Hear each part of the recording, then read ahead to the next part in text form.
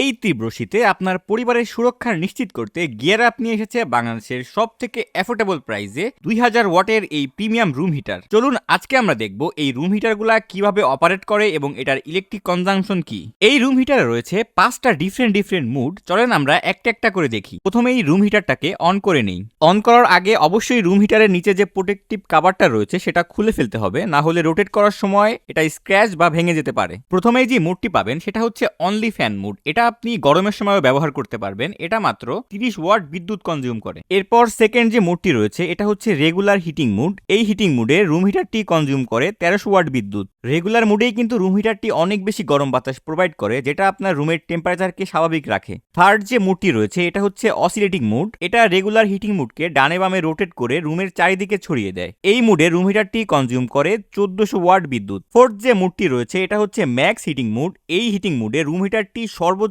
গরম বাতাস প্রোভাইড করে থাকে, যেটা এতই বেশি যে আপনি এটার সামনে আপনার নিজের হাত বেশিক্ষণ ধরে রাখতে পারবেন না। এই হিটিং মুডে রুম হিটারটি কনজিউম করে 1950 ওয়াট বিদ্যুৎ। ফিফথ যে মুডটি রয়েছে এটা হচ্ছে অসিলেটিং মুড। এটা ম্যাক্স হিটিং মুডকে ডানে বামে রোটেট করে চারিদিকে ছড়িয়ে দেয়। ম্যাক্স হিটিং মুডে রুম হিটারটি কনজিউম করে 2000 ওয়াট বিদ্যুৎ। ওভারঅল যদি বলি, গিয়ার আপের এই রুম হিটারের ফিচার প্লাস পারফরমেন্স, বিশেষ করে এটার যে হিটিং পাওয়ার, এটা আসলেই টপ নচ।